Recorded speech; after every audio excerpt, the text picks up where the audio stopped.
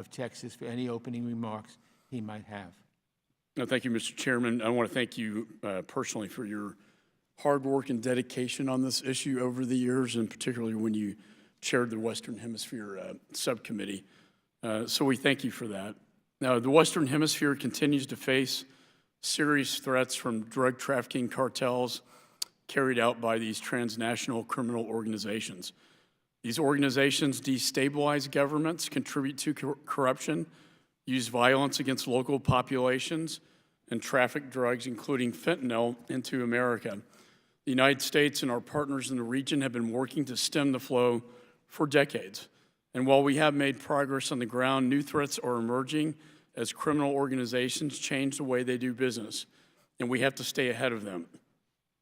As a Texan, a former federal prosecutor, current co-chair of the U.S.-Mexico Interparliamentary Group, and former chairman of the Homeland Security Committee, I have for years closely tracked U.S. cooperation with Mexico to combat drug cartels.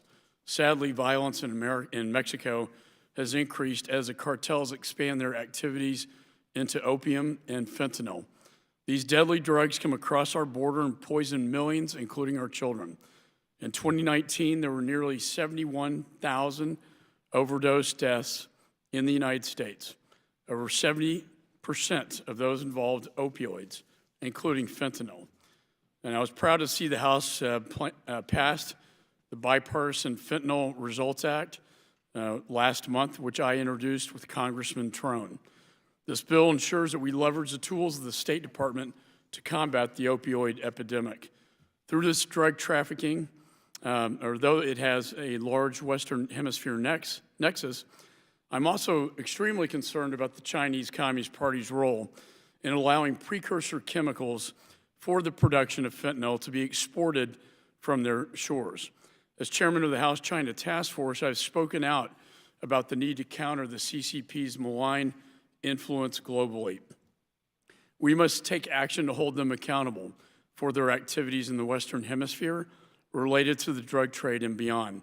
In addition, I'm very disturbed about the reports that Mexican drug cartels are the top buyers of drugs coming from Colombia.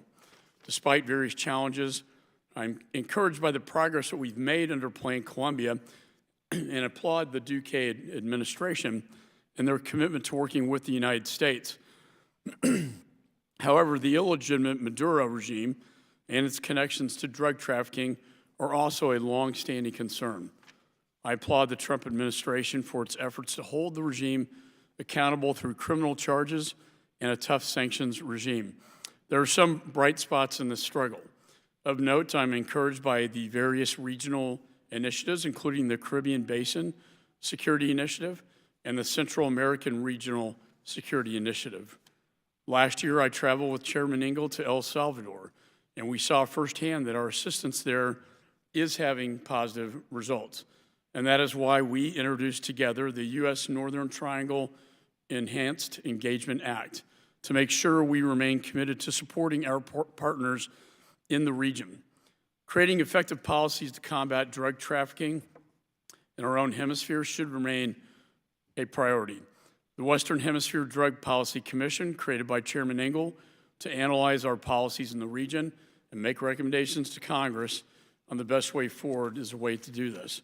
And I applaud you for your work on this, Mr. Chairman. Truly visionary and vital work. And I also want to thank the members of the Commission for their work and this report. And I look forward to hearing more about the report in today's discussion. Thank you with that, Mr. Chairman, and I yield back.